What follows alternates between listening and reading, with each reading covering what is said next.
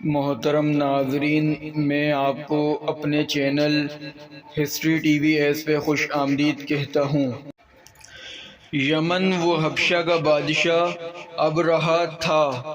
اس نے شہر صنعا میں ایک گرجا گھر بنایا تھا اور اس کی خواہش تھی کہ حج کرنے والے بجائے مکہ مکرمہ کے صنعا میں آئیں اور اسی گرجا گھر کا طواف کریں اور یہیں حج کا میلہ ہوا کرے۔ عرب خصوصاً قریشیوں کو یہ بات بہت شاق گزری۔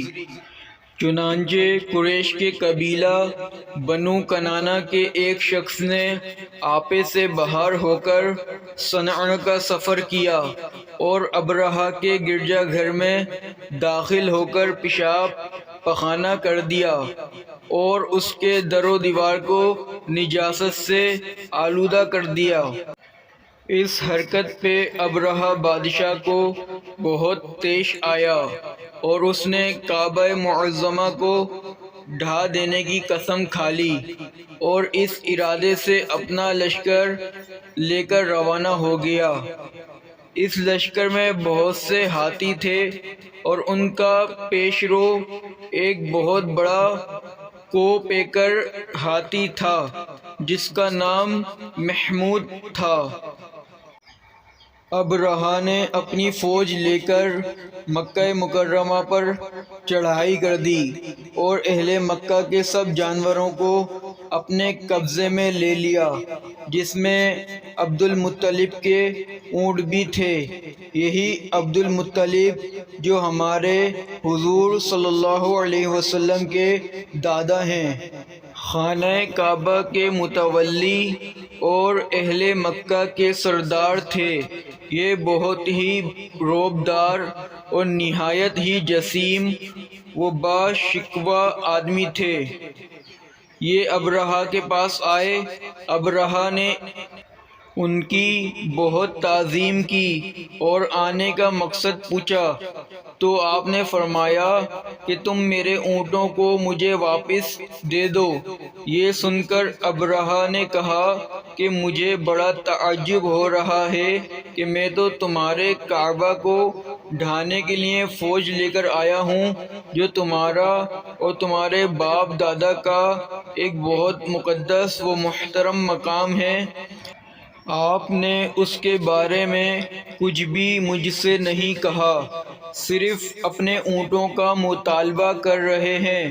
حضرت عبد المطلب نے فرمایا کہ میں اپنے اونٹوں ہی کا مالک ہوں، اس لیے اونٹوں کے لیے کہہ رہا ہوں، اور کعبے کا جو مالک ہے وہ خود اس کی حفاظت فرمائے گا، مجھے اس کی کوئی فکر نہیں۔ ابرہہ نے آپ کے اونٹوں کو واپس کر دیا۔ پھر آپ نے قریش سے فرمایا کہ تم لوگ پہاڑوں کی گھاٹیوں اور چوٹیوں پر پناہ گزین ہو جاؤ۔ چنانچہ قریش نے آپ کے مشورے پر عمل کیا۔ اس کے بعد حضرت عبد المطلب نے کعبے کا دروازہ پکڑ کر بارگاہ الہی میں کعبے کی حفاظت کے لیے خوب رو رو کر دعا مانگی، اور دعا سے فارغ ہو کر آپ بھی اپنی قوم کے ساتھ پہاڑ کی چوٹی پر چڑھ گئے۔ ابرہہ نے صبح تڑکے اپنے لشکر کو لے کر کعبہ مقدسہ پر دھاوا بول دینے کا حکم دے دیا اور ہاتھیوں کو چلنے کے لیے اٹھایا، لیکن ہاتھیوں کا پیش رو محمود جو سب سے بڑا تھا وہ کعبے کی طرف نہ چلا، جس طرف اس کو چلاتے تھے چلتا تھا، مگر کعبہ مکرمہ کی طرف جب اس کو چلاتے تھے تو وہ بیٹھ جاتا تھا۔ اتنے میں اللہ تعالی نے سمندر کی جانب سے پرندوں کا لشکر بھیج دیا اور ہر پرندے کے پاس 3 کنکریاں تھیں، 2 پنجوں میں اور 1 چونچ میں۔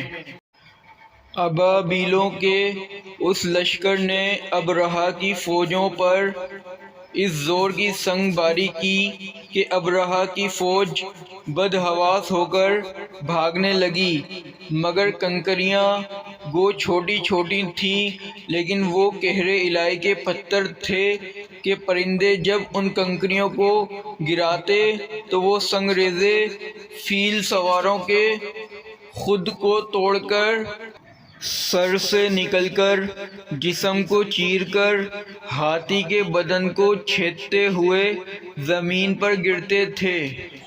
ہر کنکری پر اس شخص کا نام لکھا تھا جو اس کنکری سے ہلاک کیا گیا۔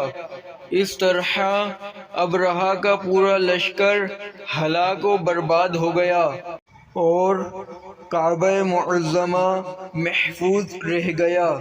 یہ واقعہ جس سال وقوع پذیر ہوا، اس سال کو اہل عرب عام الفیل کہنے لگے، اور اس واقعے سے 50 روز کے بعد حضور سید عالم صلی اللہ علیہ وسلم کی ولادت ہوئی۔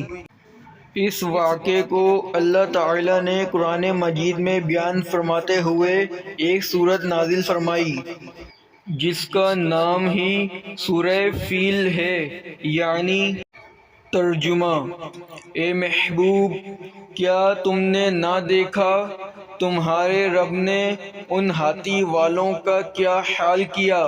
کیا ان کا داؤں تباہی میں نہ ڈالا اور ان پر پرندوں کی ٹکڑیاں بھیجیں کہ انہیں کنکر کے پتھروں سے مارتے تو انہیں کر ڈالا جیسے کھائی کھیتی کی پتی۔ اگر آپ کو ہماری ویڈیو پسند آئی تو اسے لائک کریں، شیئر کریں اور سبسکرائب کریں۔